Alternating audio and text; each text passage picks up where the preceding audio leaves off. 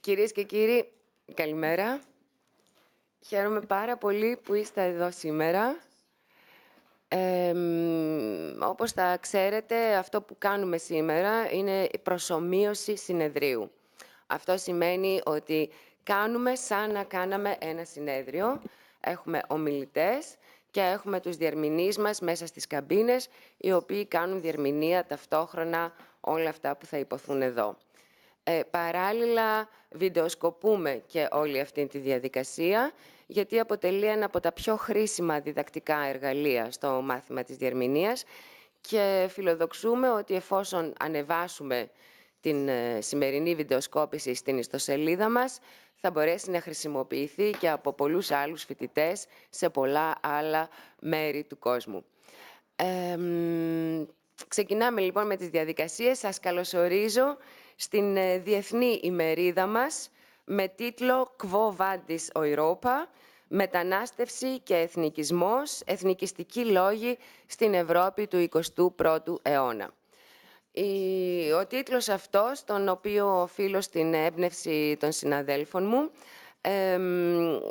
θέλει ήδη να μας δώσει κάποια πρώτα στοιχεία για τα θέματα γύρω από τα οποία θα κινηθούμε στη σημερινή ημερίδα. Και στη σημερινή ημερίδα, με αυτό το πολύ επίκαιρο, πολύ σημαντικό θέμα και για την χώρα μας, έχουμε τη χαρά να έχουμε εξαιρετικούς ομιλητές μαζί μας. Θα ήθελα να ξεκινήσω από τα δεξιά μου. Είναι ο Christopher Lees, ο οποίος στο πλαίσιο αυτής της ημερίδας είναι ερευνητής, κοινωνιολόγος στο Πανεπιστήμιο του Μπέρμιγχαμ. Δίπλα του η Μαριμάρ Ντεαλάβα Πόλο, η οποία είναι η εκπρόσωπος του Σοσιαλιστικού Κόμματος της Ισπανίας. Δίπλα της η Εύα Μπάουμγκάρτνα, η οποία είναι δημοσιογράφος και μεταξύ άλλων εργάζεται για την εφημερίδα Τάτς στο Βερολίνο. Και δίπλα της η Έμιλι Λέαρ, η οποία είναι επίσης ερευνήτρια κοινωνιολόγος στο Γραφείο Υποδοχής Μεταναστών στην Γαλλία. Στα αριστερά μου η κυρία Πέννη Πούλιου, που εξαιτίας της συμβαίνουν όλα αυτά. Η κυρία Πούλιου είναι αυτή που ίδρυσε το μεταπτυχιακό μας μαζί με την κυρία Κάριν Μπόκλουντ Λαγοπούλου και χάρη σε αυτές τις δύο βρισκόμαστε και εμείς εδώ σήμερα. Κυρία Πούλου δούλευε πάρα πολλά χρόνια ως διερμηνέας στη Γενική Διεύθυνση Διερμηνείας της Ευρωπαϊκής Επιτροπής, η οποία είναι και ο βασικός χορηγός αυτού του προγράμματος, βασικός χρηματοδότης του εξοπλισμού μας κλπ. Και στην οποία οφείλουμε πάρα πολλά.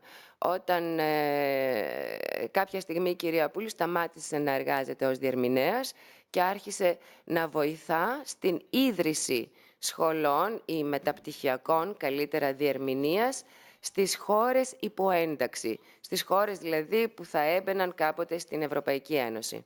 Σήμερα χαιρόμαστε πάρα πολύ που την έχουμε μαζί μας και θα μάλιστα δέχτηκε να αναλάβει και την προεδρία στο δεύτερο μισό της ημερίδας μας. Δεν θα σας καθυστερήσω άλλο. Θα δώσω το λόγο στον Κρίς. Κρίς, σε ακούμε με πολύ ενδιαφέρον. Θα μας μιλήσεις για το Brexit και την ξενοφοβία. Εξαιρετικά επίκαιρο θέμα. Σε ακούμε. Thank you very much. Ladies and gentlemen, good morning to you. Ladies and gentlemen, distinguished guests, I would like to begin by thanking you for inviting me to talk to you here today. And I should also like to thank the organisers for this highly significant conference. I would also like to say how happy I am that this event is being held in Thessaloniki, a city very close to my heart, and one that I had the good fortune to call my home for a number of years. Now, as you know, Thessaloniki is no stranger to multiculturalism and immigration. It has had a very strong population of Jews, Muslims, and Christians throughout its history. It is also no stranger to nationalism. As the capital of Macedonia, it has been at the forefront of a recent spate of right-wing protests against the decision to grant Greece's neighbouring country the name of Macedonia. This, of course, ladies and gentlemen, is by no means a situation unique to Greece. Nationalism and xenophobia are on the rise throughout Europe. One need only look at the Austrian elections of 2017, the Hungarian parliamentary elections of 2018, and of course, the British vote to leave the European Union in 2016, fueled by anti-immigrant sentiment. And it is exactly xenophobia related to Brexit that I would like to focus on in my talk to you this morning. Now, as with most issues such as these, the cause of xenophobic sentiment cannot be explained in the context of one historic event alone. Instead, the emergence of issues such as these should be viewed against the broader context of history, society, and of course, discourses of national identity. Now, this, I believe, is certainly the case with regard to Brexit-related xenophobia, and this is what I shall endeavour to talk about and to demonstrate this morning.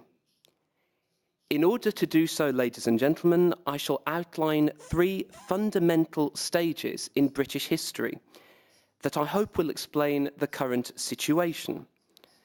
In particular, I shall focus on the area of colonialism, the era of colonialism up to the premiership, colonialism up to the premiership of Margaret Thatcher, and the modern era.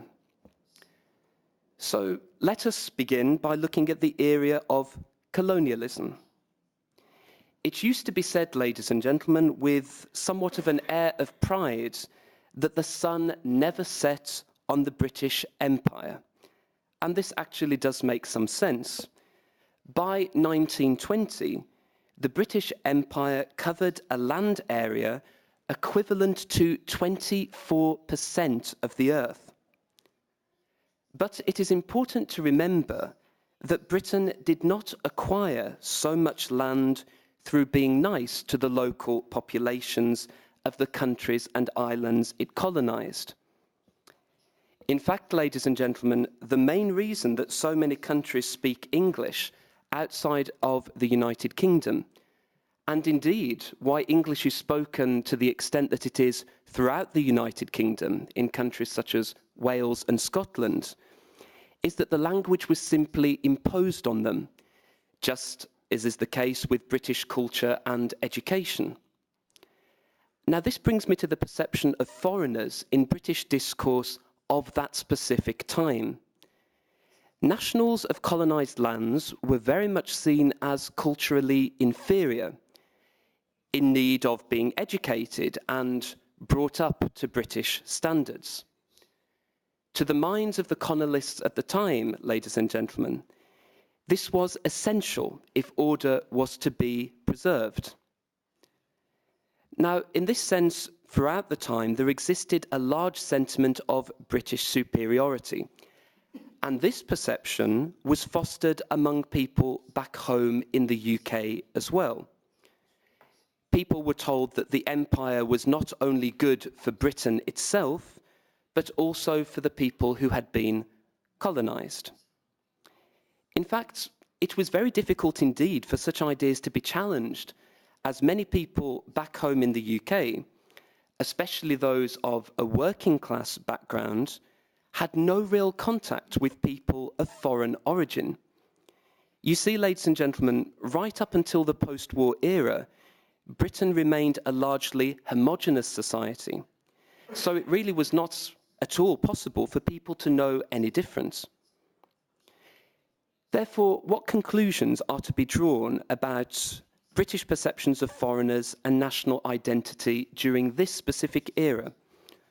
On the one hand, we have a general feeling of British cultural superiority and dominance in the world, and also a very strong sense of British national identity and pride, being a major power throughout the world. Let us now turn to the era after colonialism.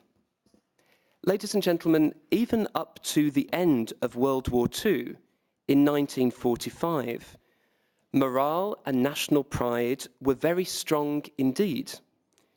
Together with its allies, the UK had defeated Nazism, and the empire was still, to some extent, intact. However, ladies and gentlemen, this was not to last very long. As we know from history, Indian independence came in 1947, and Burma and Sri Lanka followed in 1948. These events marked the slow but steady process of the breakup of the British Empire. And this period, ladies and gentlemen, also saw a shift from Britain being a largely homogenous society, a society of people of a white British background, to being the multicultural society that we know today. The 1950s, for example, saw the arrival of black Caribbean immigrants, the famous Windrush generation, followed by immigrants from African countries and the Asian subcontinent. It is then probably not surprising that such a change in society's makeup led to the first major signs of racism in the United Kingdom. For example, black immigrants were systematically denied rented accommodation, and I can provide you with some figures related to that. A survey conducted in my hometown of Birmingham in 1956 revealed that only 15 out of a total of 1,000 white people surveyed were willing to rent out accommodation to black people. That gives you some idea of the racist sentiment of the time. It is also important to bear in mind that the post-war era, right up until the premiership of Margaret Thatcher, coincided with a general decline in the image of Britain in the world. You see, its industry was in decline.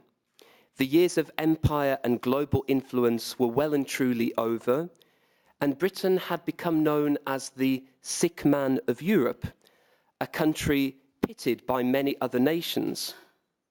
However, the era of Thatcherism marked an end to what was termed consensus politics, or politics by agreement, and a new wave of free market economics turned the country's economy around. Victory in the Falkland War also restored a feeling of national pride to the British people. However, ladies and gentlemen, it is my view, and I am certainly not alone in thinking this, that this feeling of national pride was based on a false premise. The idea that the country was once more a global power. Now, to my mind, this context explains why Britain has always felt uneasy about being a member of the European family.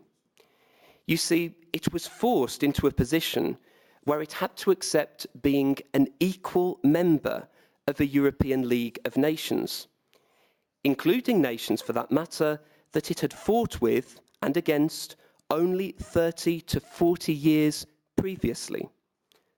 And ladies and gentlemen, with the Maastricht Treaty came a new reality, freedom of movement, and the arrival of citizens from European countries for the purpose of work and study. Ladies and gentlemen, it is my hope that this overview of historical and social developments in the UK has provided a context in which the current situation of xenophobia related to Brexit can be better understood. So let us now turn to the reality of today, Brexit-related xenophobia. In referring to this, I shall focus on xenophobia directed at EU citizens within the United Kingdom. Now, this is a very, very complicated issue, but since time is running out, I shall aim to sum it up as simply as possible. To my mind, ladies and gentlemen, the current situation really needs to be understood from the perspective of two different generations and two very different social realities in Britain. On the one hand, younger Britons have grown up with foreigners from many different countries, including EU member states. They have also benefited from the rights to study and work in other EU countries. I myself am an example of that. And all of that without the formalities of obtaining a visa and residence permit. In short, the generation to which I belong to has embraced globalization and the opportunities it provides them. That is, to live in a context much wider and richer than the one that their parents grew up in. On the other hand, ladies and gentlemen, the so-called baby boomer generation remembers Britain's empire days and cultural homogeneity, and, in short, it longs to have them back. To put it rather bluntly, the idea that Britain has been demoted to an equal player on the world stage is frankly too much for many of these people of that generation to bear. And for their part, EU citizens have come to be seen as invaders from the foreign oppressor that is, to them, the European Union. In short, ladies and gentlemen, we have a situation where there is a tug of war, a literal tug of war between the reality of globalization and nationalist, populist resistance. Vadis Europa, ladies and gentlemen. What does the future hold for Britain, and what will become of the xenophobia we are currently witnessing? To put it very simply, it really does depend on who or what will win the tug of war that I just referred to. Now, you may call me an optimist, but it is my belief that globalization and multiculturalism, as realities of the world that we live in, will eventually prevail. While nationalist discourse and sentiment may resist, society will eventually relent to the realities of the world that we live in. Perhaps then, ladies and gentlemen, in conclusion, what we are witnessing is an unfortunate but necessary reaction as part of the transition that needs to be made to a more pluralistic and inclusive society. It is, however, as I said, my genuine belief that in the end, society, in all its form, will have the last say. Thank you very much.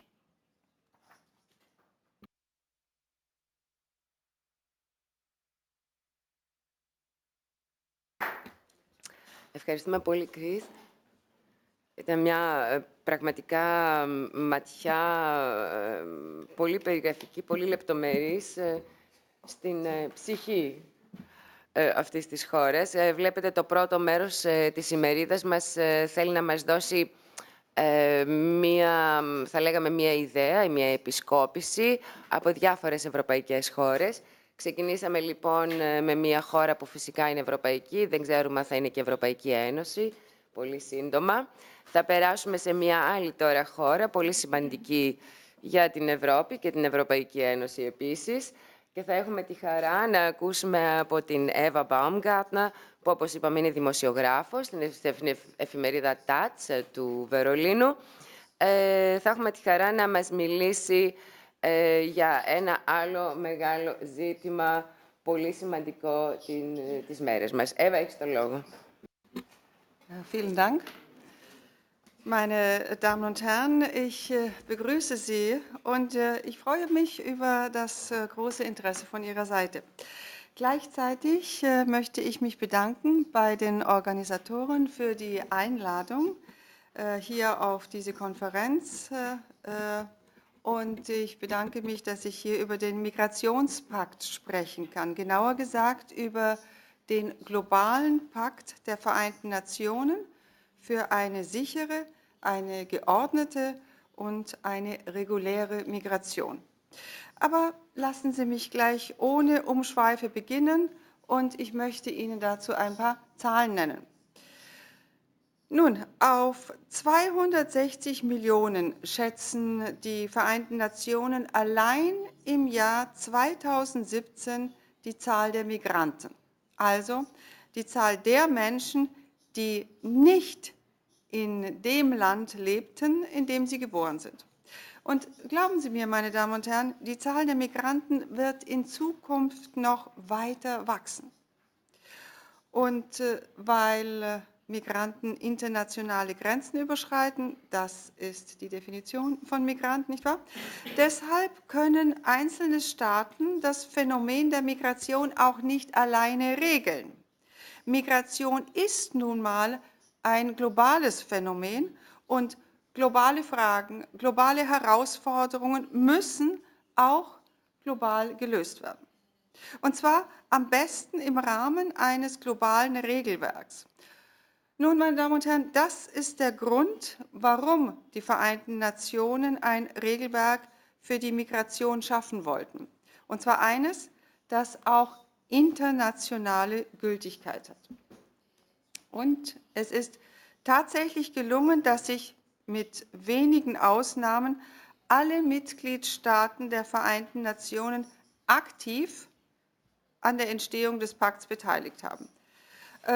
Auch Gruppen oder Organisationen konnten sich einbringen und ich nenne hier nur ein Beispiel, nämlich die Zusammenarbeit mit den Netzwerken von Migranten in verschiedenen Ländern. Diese Netzwerke, diese Organisationen konnten wichtige Informationen liefern und sie konnten dem Publikum oder sie konnten uns tiefere Einblicke zum Thema Migranten vermitteln. Und etwas nebenbei, auch Politiker konnten sich beteiligen. Aber es gab nur eine einzige deutsche Parlamentarierin, die sich an den Anhörungen zum UN-Migrationspakt beteiligt hat. Und das war Sevim Dakdelen. Wie Sie wahrscheinlich wissen, sie ist Bundestagsabgeordnete der Partei Die Linke. Nun, zurück zum Thema. Im Dezember 2018, genauer gesagt auf der UN-Konferenz am 10. und 11. Dezember, soll in Marrakesch in Marokko der globale Pakt für Migration verabschiedet werden. Der Pakt zielt darauf ab, Mindeststandards für die Rechte von Migranten festzulegen. Und mit diesen Mindeststandards soll die reguläre, die legale Migration gefördert werden. Ich betone das absichtlich. Nach den Worten des UN-Generalsekretärs Antonio Guterres geht es nämlich darum, legale Migration zu regeln, legale Migration zu gestalten. Denn Migration kann nicht einfach gestoppt werden. Das geht nicht. Das geht schon nicht wegen der Migrationsursachen. Und ich möchte hier nur den Klimawandel nennen. Dieser Klimawandel, der Klimawandel vertreibt Menschen aus ihrer Heimat. Meine Damen und Herren, Überschwemmungen, extreme Dürre, Naturereignisse, die können sie nicht einfach aufhalten. Das ist doch verständlich, nicht wahr? Und ich möchte an dieser Stelle ausdrücklich darauf hinweisen, es geht bei dem Pakt, wie gesagt, um eine sichere, geordnete und reguläre Migration. Es geht nicht um Flucht. Wie gesagt, das muss ich betonen, für Flüchtlinge nämlich wird an einem eigenen Abkommen gearbeitet. Und ich darf Sie daran erinnern, dass Migration schon immer ein Teil der Menschheitsgeschichte war. So heißt es auch in der Präambel des Paktes. Doch ein globales Regelwerk für die Migration, das fehlte bis heute. Oder besser gesagt, bis zum Dezember.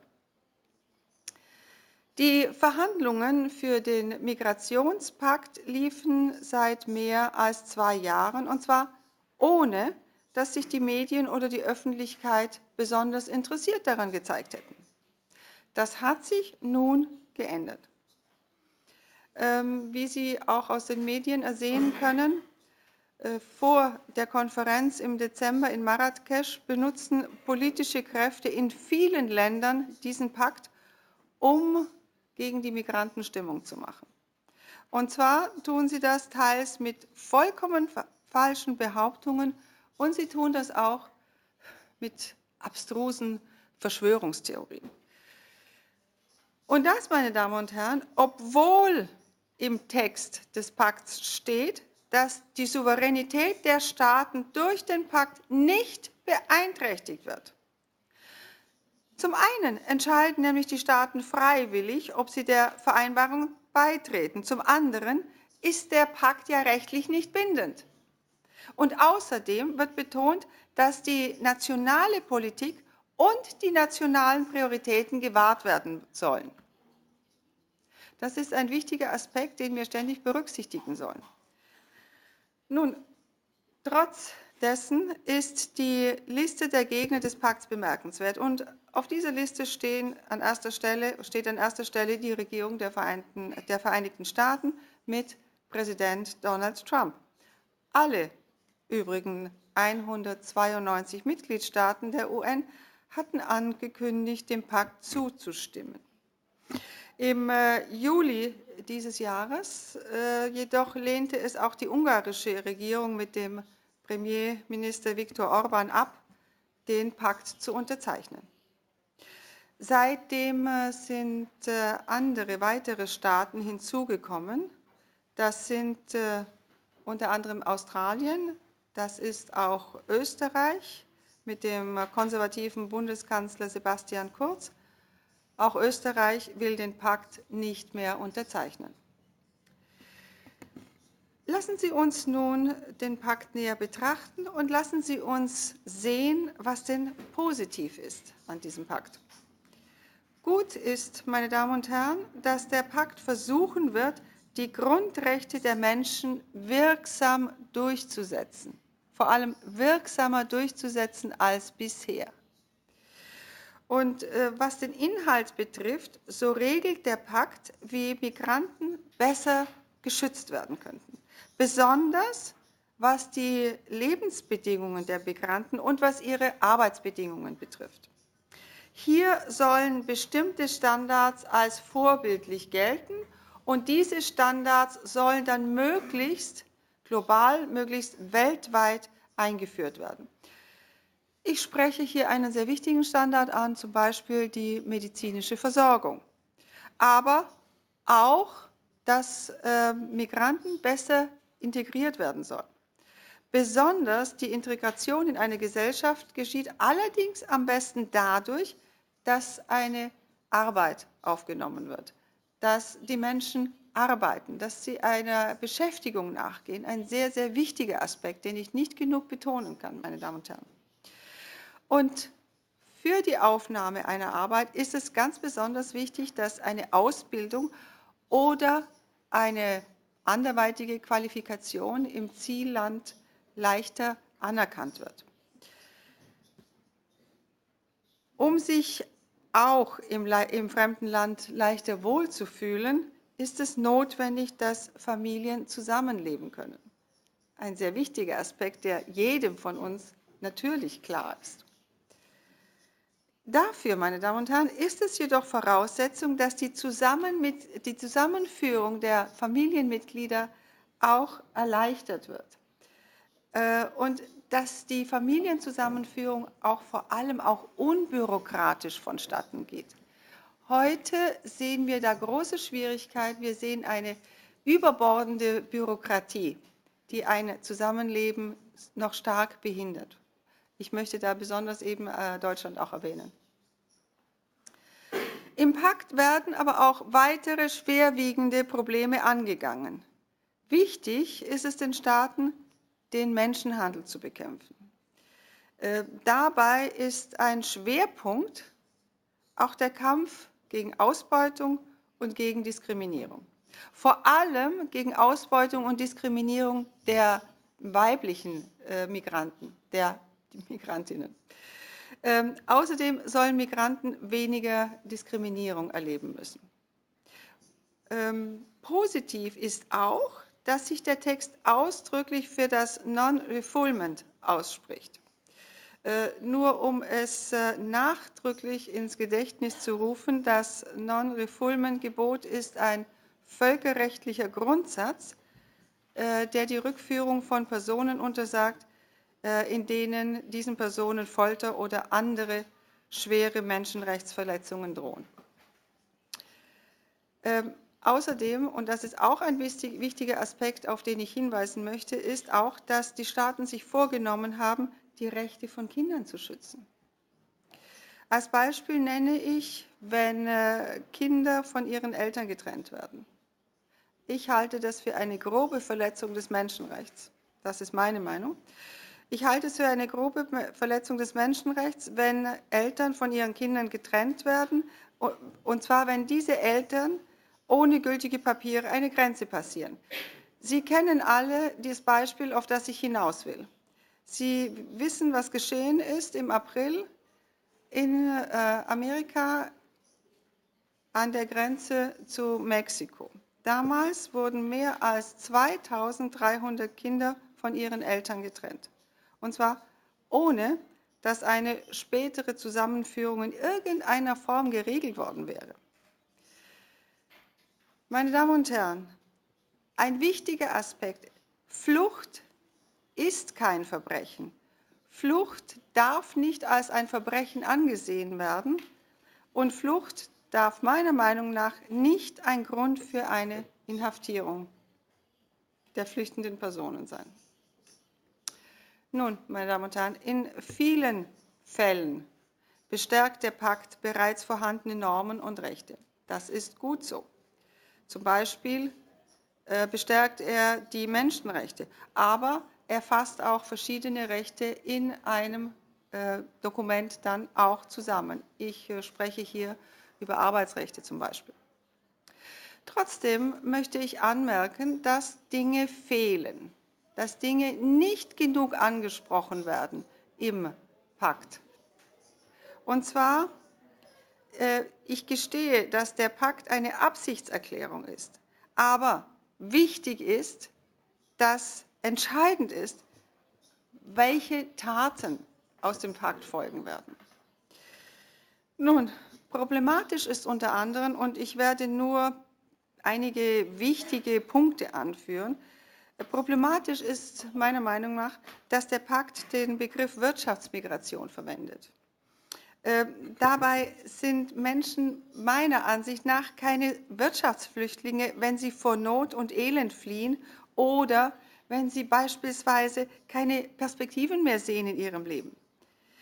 Wir hier in Europa, in den westlichen Industrienationen, wir versuchen hier zu unterscheiden zwischen guten und zwischen schlechten Flüchtlingen. Wir unterscheiden zwischen politischen Geflüchteten und wir unterscheiden zwischen Wirtschaftsflüchtlingen. Das ist falsch. Denn, meine Damen und Herren, die Gründe, warum Menschen ihre Heimat verlassen, hängen meist damit zusammen, dass Armut und Reichtum weltweit ungleich verteilt sind. Mit anderen Worten, Fluchtursachen sind meist wirtschaftliche Probleme. Das ist so. Und sie sind zu einem großen Teil das Ergebnis von falschen politischen Entscheidungen, vor allem von falschen politischen Entscheidungen der Industrieländer. Und solche Entscheidungen können aber verändert werden. In diesem Zusammenhang möchte ich ein Beispiel nennen, und zwar die Freihandelsabkommen. Oft sind diese Abkommen nämlich unvorteilhaft und ungerecht. Auch hier ein Beispiel. Landwirtschaftliche Produkte werden in der Europäischen Union häufig subventioniert. Dadurch wird mehr produziert. Das ist logisch, nicht wahr? Die Überproduktion wird jedoch exportiert, sagen wir einmal, nach Ghana, nach Afrika. Im Ergebnis ist beispielsweise in Ghana tiefgefrorenes Hähnchenfleisch fast 50% billiger als die Hähnchen von Bauern vor Ort. Wie Sie sich vorstellen können, sind die Produzenten in Ghana dieser Konkurrenz hilflos ausgeliefert. Die können ihre Produkte nicht verkaufen. Und was passiert? Sie verlieren ihre Lebensgrundlage. Und was passiert jetzt? Was glauben Sie? Denken Sie daran, niemand flieht freiwillig. Das heißt, wir müssen gerechte Lebensverhältnisse schaffen und wir müssen dafür leider wohl noch einen weiten Weg gehen. Aber ein Anfang ist gemacht. Und meine Damen und Herren, damit möchte ich schließen. Unser Ziel ist es, eine Welt ohne Kriege und ohne Armut zu haben. Ich glaube, wir sind uns da alle einig. Ich sehe hier niemanden, der dagegen ist. Und meine Damen und Herren, deshalb appelliere ich an Sie, setzen Sie sich ein für gerechte und gute Lebensverhältnisse weltweit. Setzen Sie sich ein für den globalen Pakt, für eine sichere, für eine geordnete und für eine reguläre Migration. Vielen Dank für Ihre Aufmerksamkeit.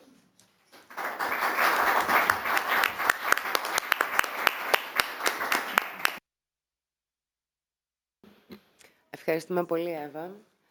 Αυτό ήταν πραγματικά μια ωραία συνολική εικόνα του Συμφώνου των Ηνωμένων Εθνών, που ξεκινώντας από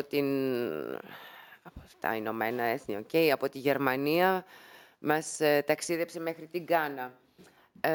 Πάρα πολύ ενδιαφέρον. Ξέρετε ότι στο τέλος και της δεύτερης συνεδρίας έχουμε στη διάθεσή μας κάποιο χρόνο για ερωτήσεις και για συζήτηση, οπότε σημειώστε τις παρατηρήσεις σας. Είμαι σίγουρη ότι έχετε αρκετές, ενδεχομένως και στην πρώτη συνεδρία να μας μείνει λίγος χρόνος για να ξεκινήσουμε με ερωτήσεις. Θα προχωρήσουμε όμως τώρα σε ένα άλλο μέρος της Ευρώπης, στην Ισπανία και μάλιστα στο Νότο, στην Ανδαλουσία, και θα ακούσουμε από την Marimar de Alavo Polo τι συμβαίνει με τους ανήλικους ασυνόδευτους πρόσφυγες στην Ισπανία.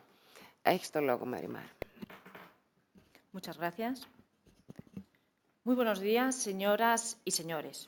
En primer lugar, por supuesto, me gustaría agradecerles a los responsables de esta jornada en inmigración internacional por su invitación aquí para poder participar en la Universidad de Aristóteles, de Thessaloniki, una ciudad que en los últimos años conoce de primera mano el tema que nos ocupa en el día de hoy.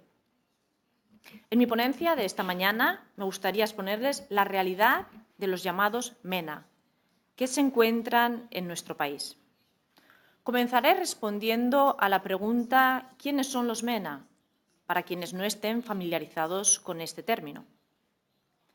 Cuando utilizamos el término MENA nos referimos a menores extranjeros no acompañados que llegan a España provenientes de Marruecos, de Argelia, del África subsahariana y de países del este. Principalmente en España proceden de Rumania.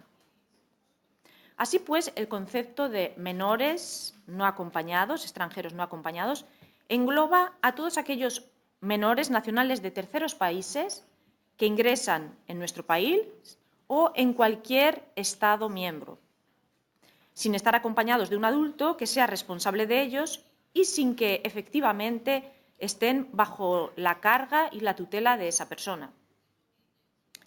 Aunque no es un fenómeno fácil de cuantificar, los datos de la Fiscalía del año 2017, referentes al ejercicio del año 2016, apuntaban a la presencia de 3.660 menores de origen extranjero no acompañados en España y que, por tanto, quedaban bajo la tutela de las diferentes comunidades autónomas españolas. Señoras y señores, es un hecho que los menores inmigrantes que se encuentran en España sin tutela de un adulto constituyen un colectivo extremadamente vulnerable, que ha experimentado un aumento importante en los últimos años, convirtiéndose en la actualidad en una grave preocupación tanto para la Administración como para el resto de instituciones sociales. En cuanto a la respuesta institucional, ¿qué ocurre con la presencia de estos menores? La respuesta institucional es, en primer lugar, la repatriación. Sin embargo, cuando la repatriación no es posible por cuestiones legales o por otro tipo, que es precisamente lo que ocurre en la mayoría de los casos, los menores son internados en centros de acogida, tal y como aparece en la orden de acogimiento residencial. Esto ocurre porque la ley sobre extranjería establece, en aras al interés del menor, que los menores extranjeros solo pueden retornar a su país de origen si se integran a su familia o si se integran en un centro de protección estatal, lo cual hace prácticamente imposible el utilizar esta primera de las medidas, ya que no olvidemos de que partimos del hecho de que principalmente provienen de países como Marruecos, los cuales estos países carecen de una política social que garantice la protección social de la infancia, al mismo que carecen de responsabilidad pública en cuanto a las situaciones de falta de protección especial para los menores, tanto si hablamos de niños de la calle, menores explotados en el trabajo y sexualmente, o niñas trabajando en servicio doméstico en condiciones realmente de semiesclavitud. Una vez introducido el concepto brevemente de los MENA en nuestro país, me gustaría profundizar en una cuestión mucho más concreta, que es objeto de investigación actualmente por la Fiscalía de Menores en España. Es lo que yo he llamado la otra realidad de Marruecos, o de los MENA, perdón, me refiero a los MENA provenientes de Marruecos. Señoras y señores, es evidente que existen múltiples causas que impulsan a los menores a salir de sus países, tales como la pobreza, las catástrofes naturales, inundaciones, desestructuración familiar o el miedo a la persecución. Causas que justifican la existencia de medidas de protección por parte de nuestro sistema. No obstante, existe una realidad distinta y, en la mayoría de los casos, desconocida, que cada vez adquiere una mayor dimensión, especialmente en la ciudad autónoma de Ceuta, y esto es debido a su situación geográfica. Como sabrán, Ceuta es una ciudad autónoma española que se encuentra situada en la orilla africana del estrecho de Gibraltar. ¿Qué es lo que está ocurriendo aquí? Se trata de la entrada de menores marroquíes en el territorio español para ingresar en centros de acogida sin que realmente se trate de niños desamparados, de niños no acompañados. Lo que está ocurriendo es que son cada vez más las familias musulmanas que deciden cruzar la frontera para abandonar, entre comillas, a sus hijos menores en las inmediaciones de un centro de acogida. ¿Con qué objetivo? El objetivo es que sean educados y mantenidos en ese centro de acogida, así como que adquieran la nacionalidad española.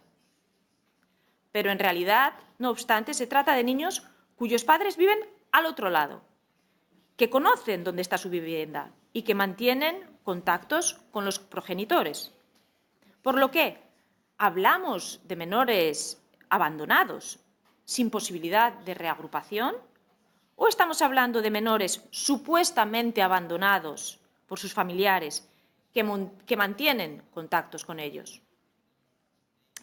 Además, es un hecho muy común que, por ejemplo, incluso durante el periodo del Ramadán, los menores repentinamente recuperan la memoria y el sentido de orientación y acuden a Marruecos para celebrar el Ramadán, esta fiesta, con sus padres.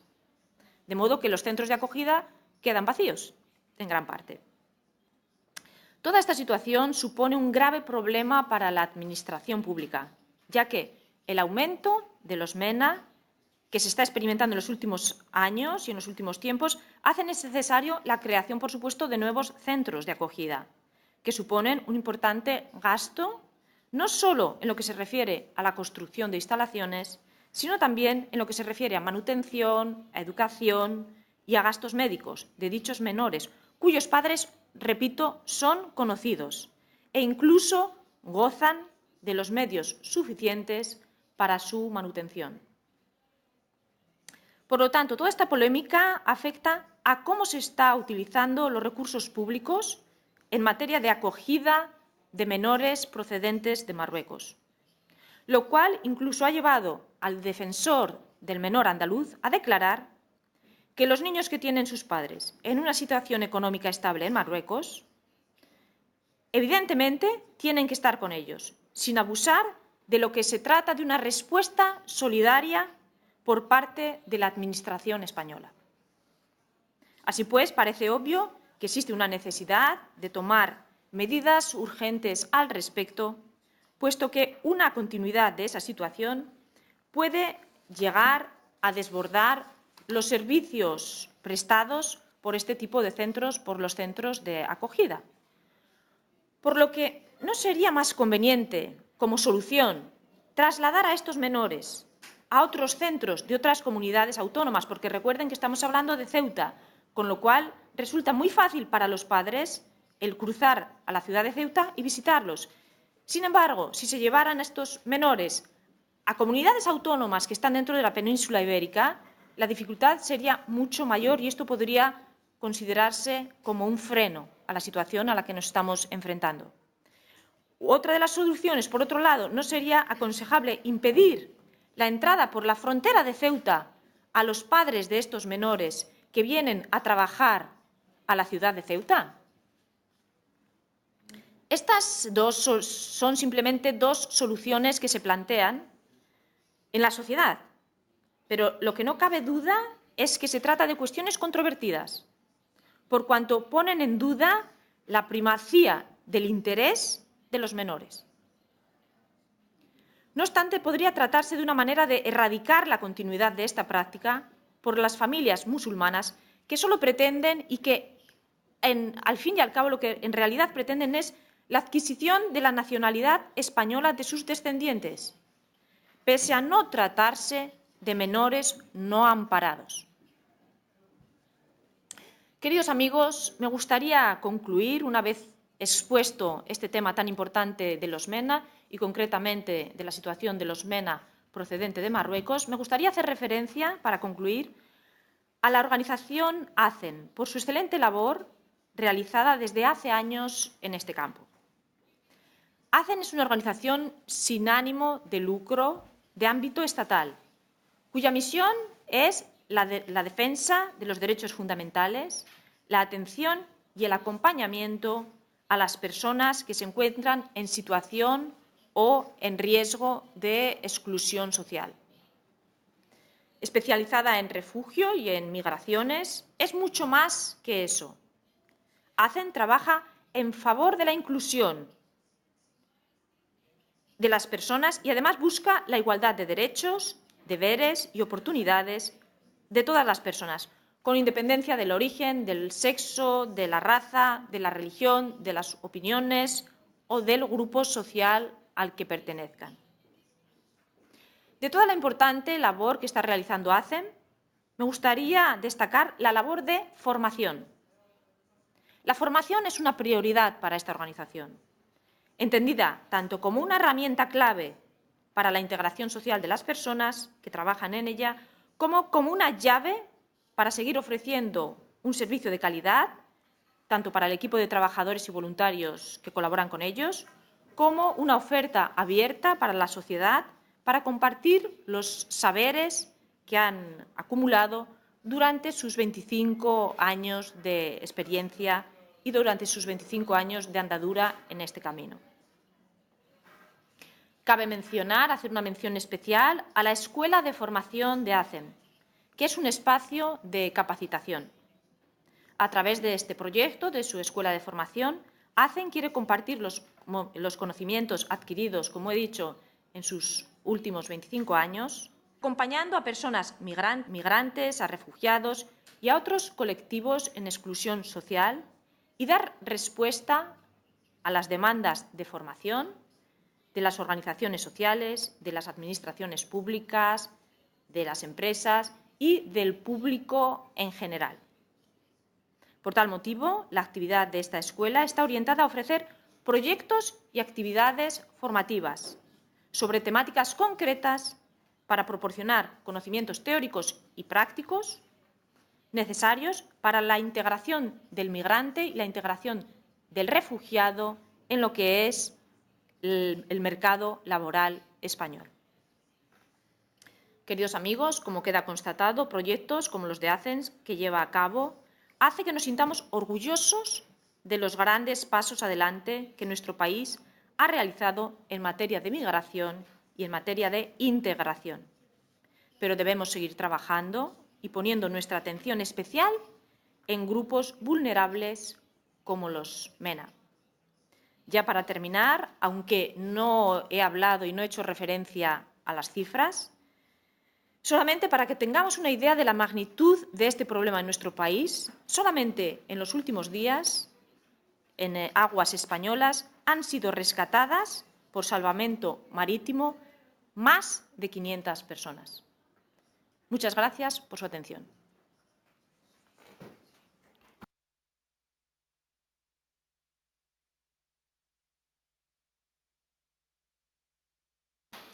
Ευχαριστούμε πολύ, Μαριμάρ. Είναι μια τραγική κατάσταση την οποία μας περιέγραψες. Βλέπετε, κυρίες και κύριοι, έχουμε ένα πάνελ με μια πολύ διαφορετική σύνθεση.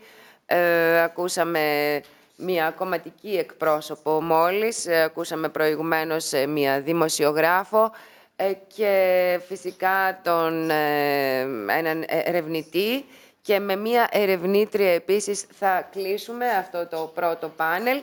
Η ερευνήτριά μας είναι η Εμίλη Λέρ, η οποία είναι Γαλλίδα, η οποία, όπως σας είπα, εκπροσωπεί το Γραφείο Υποδοχής Μεταναστών και θα μας μιλήσει για την ενεργή χειραφέτηση των προσφύγων, η οποία μπορεί να ακολουθήσει το στάδιο της απλής, σε εισαγωγικά, ανθρωπιστικής βοήθειας. Émilie, έχεις το λόγο. Merci beaucoup. Bonjour à toutes et à tous. Je suis très heureuse d'être ici parmi vous, de passer cette matinée ensemble. Et donc, j'ai l'honneur de terminer cette première partie de la conférence. Le titre, de l'aide humanitaire à l'émancipation. Alors, j'ai souhaité accompagner mon discours d'images pour que toutes les informations que je vous donne soient plus marquantes. Je voudrais tout d'abord vous dire que ma relation avec l'immigration, mon quotidien avec l'immigration, c'est déjà ça. J'enseigne à des réfugiés, que ce soit en France ou dans les pays en général de départ des réfugiés. Donc vous pouvez me voir sur quelques-unes des photos. Au milieu, là, c'était à Beyrouth en 2016. En haut à gauche, c'était en France, c'était cet été où il y avait 20 nationalités différentes. Là, c'est ma classe de petits immigrés que j'ai au quotidien. Donc ça, c'est une partie de mon travail. Et donc, vous voyez, sur ces photos, il y a beaucoup de sourires. Et donc, ma relation avec l'immigration, c'est déjà ce sentiment de fierté, de bonheur. Et c'est ce que je voulais déjà vous montrer pour commencer. Mais parfois, je me sens aussi honteuse d'être européenne. Honteuse d'être une européenne parce que l'année dernière, tant de personnes ayant besoin de notre aide sont arrivées en Europe et notre réponse en tant qu'Européens a été franchement, je dirais, pathétique. Il y a tellement de contradictions, mesdames et messieurs. Des traités internationaux reconnaissent que les réfugiés sont une responsabilité collective et pourtant, nous acceptons que le Liban accueille plus de Syriens que toute l'Europe réunie. Nous nous lamentons sur l'existence des passeurs. Pourtant, nous en faisons la seule route possible pour chercher l'asile en Europe. Il nous manque de la main-d'œuvre en Europe. Pourtant, nous empêchons les personnes correspondant à nos besoins de venir en Europe. Que faisons-nous? Comment en sommes-nous arrivés là, à ce que nous adoptions une réponse si inhumaine par rapport à une crise humanitaire? C'est cette question que je souhaite poser aujourd'hui. Alors, je ne crois pas que ce soit dû à un désintérêt. Je crois que c'est parce que nos politiciens ne savent pas adapter les règles internationales d'asile, des règles qui, vous le savez, ont été créées il y a plus de 50 ans, à la mondialisation. Je veux ici donc poser deux questions fondamentales. Premièrement, pourquoi est-ce que le système actuel ne fonctionne pas? Et secondement, comment pouvons-nous y remédier? Je vais essayer de répondre à ces deux questions. Le régime actuel pour les réfugiés, il a été créé suite aux conséquences de la Seconde Guerre mondiale par ces personnes.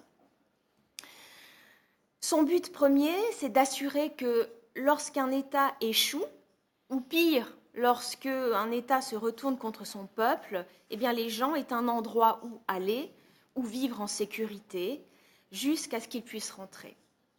Et au travers donc d'une convention internationale signée par 147 gouvernements, la convention relative au statut des réfugiés, donc de 1951, et une organisation internationale, le HCR, les États, ils se sont engagés à admettre sur leur territoire des personnes fuyant les conflits, fuyant les persécutions.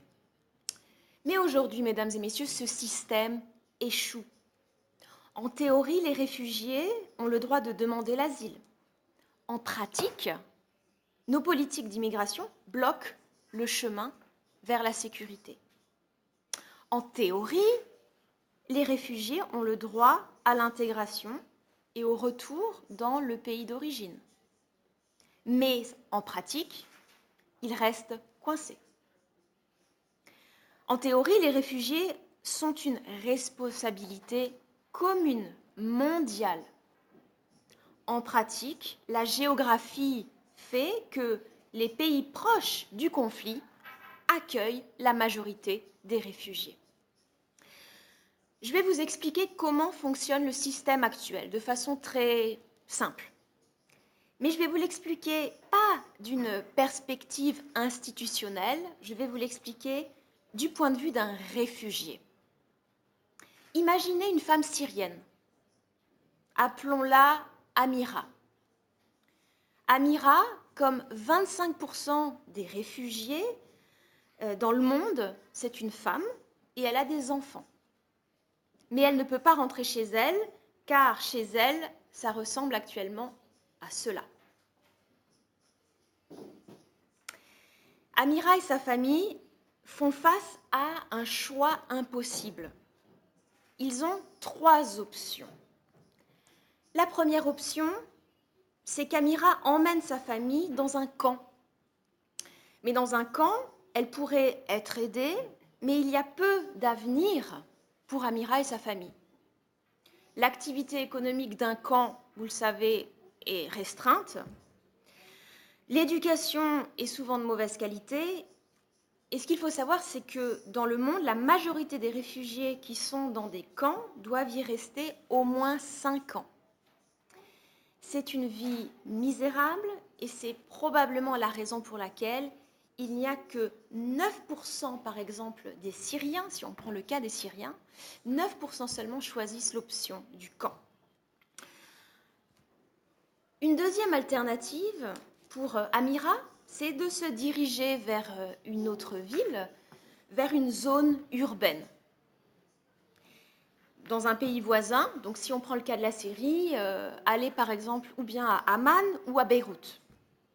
C'est une option qui est choisie par environ 75% des réfugiés syriens, mais elle comporte également des difficultés, cette option. Les réfugiés qui vont dans des centres-villes, dans des zones urbaines, ils n'ont souvent pas le droit de travailler. ils n'ont pas d'accès à une aide, et donc quand Amira et sa famille auront dépensé tout leur argent, toutes leurs économies, ils n'auront plus rien et ils seront donc dans la misère. Et il y a enfin une troisième possibilité, que choisissent un nombre croissant de réfugiés. Amira peut chercher l'espoir pour sa famille et pour elle-même en risquant leur vie dans un voyage dangereux vers un autre pays. Mesdames et messieurs, nous offrons donc aux réfugiés un choix, je dirais un choix presque impossible entre ces trois options. Mais nous pouvons reconsidérer ce choix. Nous avons tendance à penser que les réfugiés, c'est un poids, c'est une difficulté dans nos sociétés. Mais non, ils n'ont pas à l'être. Ils peuvent contribuer. Et j'en viens donc à la deuxième partie de mon discours. Je veux suggérer 4 idées. Ces 4 points de vue ont une chose en commun. Ces idées incluent les opportunités que donne la mondialisation, la mobilité et les marchés. Et c'est une façon, je trouve, de moderniser notre façon de penser au problème des réfugiés. Idée numéro 1. La première idée, c'est l'idée des environnements favorables. Cela commence avec déjà la reconnaissance que les réfugiés, ce sont des êtres humains ordinaires, mais dans des circonstances extraordinaires. Une recherche a été menée en Ouganda. Et en Ouganda, qui accepte et ouvre ses portes à de nombreux réfugiés, il faut le savoir, eh bien, ils ont observé la vie économique des réfugiés. L'Ouganda a été choisi pour cette étude non pas parce qu'il est représentatif de tous les pays d'accueil, mais parce qu'il est exceptionnel. Contrairement à la majorité des pays d'accueil, l'Ouganda a donné une opportunité économique aux réfugiés. Il leur donne le droit de travailler et la liberté de se déplacer dans le pays. Et les résultats sont extraordinaires, c'est pour ça que je vous en parle aujourd'hui. Les résultats sont extraordinaires pour les réfugiés, mais aussi pour la communauté d'accueil, pour la société qui les accueille. 21% des réfugiés possèdent un commerce qui emploie des gens. Et 40% de ces employés, ce sont des natifs du pays d'accueil. Donc, en d'autres mots, les réfugiés, ils créent du travail pour les citoyens du pays d'accueil. Donc, malgré les difficultés des contraintes extrêmes, les réfugiés, vous voyez, ils peuvent innover. Et l'homme que vous voyez là sur la photo, c'est un Congolais. Et il est à l'image de cette première idée. Il est arrivé dans le campement en Ouganda avec très très peu de biens et son rêve c'était de devenir réalisateur. Donc il a lancé, grâce à ce programme en Ouganda, il a lancé une station de radio communautaire, il a loué une caméra, il a réalisé des documentaires et il est en train de créer une entreprise prospère avec presque rien. Tout cela parce que l'Ouganda, lui, a donné les possibilités. Donc ce sont ce genre d'exemples qui devraient guider notre réponse envers les réfugiés. Oui, on a besoin de vêtements, de couverture, d'un abri, de nourriture. Oui, ce sont des éléments très importants dans la phase d'urgence. Mais nous devons aller plus loin. Nous devons offrir l'opportunité de l'électricité, de l'Internet, de l'éducation, le droit de travailler, l'accès aux banques. Je passe à ma seconde idée, et c'est l'idée des zones économiques. Malheureusement, tous les pays d'accueil du monde n'ont pas l'approche qu'a l'Ouganda. La plupart des pays d'accueil n'ouvrent pas leur économie aux réfugiés de cette façon. Mais il y a toujours des options pragmatiques. Et donc, je voudrais vous parler de l'exemple de la Jordanie. En Jordanie, on travaille sur une idée pour créer des emplois et pour les Syriens, tout en soutenant en fait la stratégie nationale de développement de la Jordanie. Donc c'est l'idée d'une zone économique où on pourrait intégrer justement l'emploi des réfugiés. Et ce qu'ils ont fait, c'est à côté du plus grand camp de réfugiés de la capitale, qui héberge 85 000 réfugiés, il y avait à côté en construction une grande zone de développement. Le gouvernement a dépensé beaucoup d'argent pour relier cette zone de développement au réseau électrique, au réseau routier, mais il manquait quelque chose, il manquait de la main-d'œuvre. Et donc, ils ont fait en sorte que les réfugiés du camp d'à côté puissent travailler là-bas, dans cette zone de développement, plutôt que d'être bloqués dans les camps. Et ils leur ont permis de développer les compétences grâce à une formation professionnelle avant de retourner plus tard dans leur pays. Donc, vous voyez, cet exemple, ça fait bénéficier aussi le pays, la Jordanie. Les réfugiés en bénéficient et cela contribuera aussi à la reconstruction des pays après la guerre quand les réfugiés y rentreront. La troisième idée, mesdames et messieurs, que je veux vous soumettre, c'est la notion de préférence. Préférence entre les États et les réfugiés. Vous voyez ce selfie où figure Angela Merkel et un réfugié syrien. Vous l'avez certainement vu, cette image. Nous demandons rarement aux réfugiés ce qu'ils veulent, où ils veulent aller. Mais nous pouvons le faire et ce sera mieux pour tout le monde. Donc l'idée, c'est de demander aux réfugiés de classer leurs préférences en matière de destination, mais aussi également de permettre aux États de classer le type de réfugiés souhaités sur des critères de compétences, sur des critères de langue, et de faire correspondre ces besoins. L'idée de correspondance, il est déjà utilisé avec succès dans d'autres domaines. Par exemple, pour répartir les étudiants à l'université, dans le domaine médical aussi, ou dans les algorithmes des sites de rencontres. Donc, pourquoi ne pas appliquer cela pour offrir le choix aux réfugiés? Enfin, la quatrième idée. La quatrième idée dont je veux vous parler, c'est le principe du visa humanitaire. Je ne sais pas si vous en avez déjà entendu parler. Les stratégies observées en Europe auraient pu être évitées. Elles proviennent pour moi d'une contradiction fondamentale dans la politique européenne de l'asile, c'est que, afin de demander l'asile en Europe, vous devez arriver spontanément en embarquant dans un voyage long et dangereux dont j'ai parlé au début de mon discours. Mais pourquoi ces voyages sont-ils nécessaires à l'ère des compagnies low cost et des moyens consulaires avancés? Si les réfugiés avaient le droit de voyager directement et de demander l'asile en Europe, eh bien nous éviterions ces tragédies. Et nous pouvons faire cela grâce aux visas humanitaires qui permettent en fait aux gens d'obtenir un visa d'une ambassade ou d'un consulat d'un pays voisin, puis en payant leur trajet en ferry ou en avion jusqu'à l'Europe. Cela coûte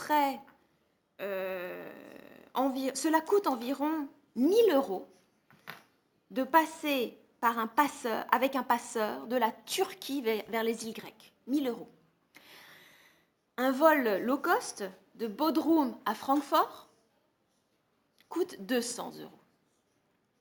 Cela sauverait des vies, cela amoindrirait le marché des passeurs et cela marquerait la fin du désordre observé en première ligne européenne dans les zones comme les îles grecques.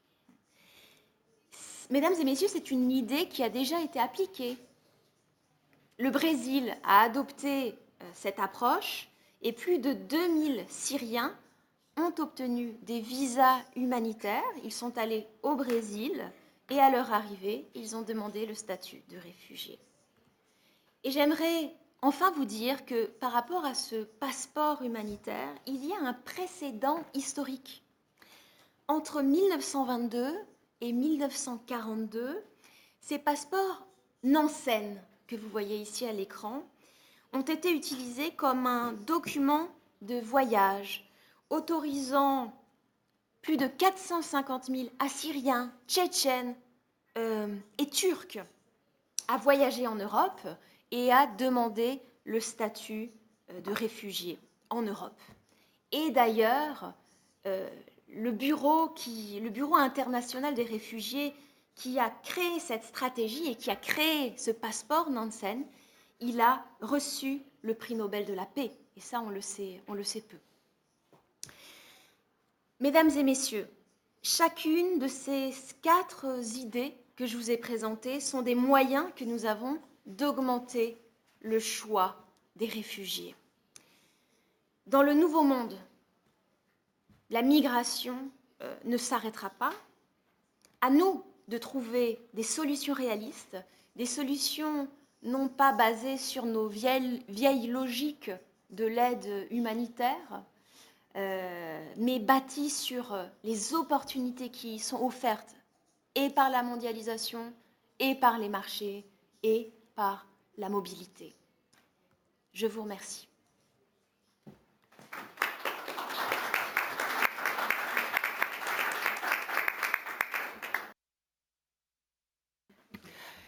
Και εμείς ευχαριστούμε πάρα πολύ, Εμιλή. Ήταν πάρα πολύ ενδιαφέρουσες όλες αυτές οι προσεγγίσεις που μας παρουσίασες.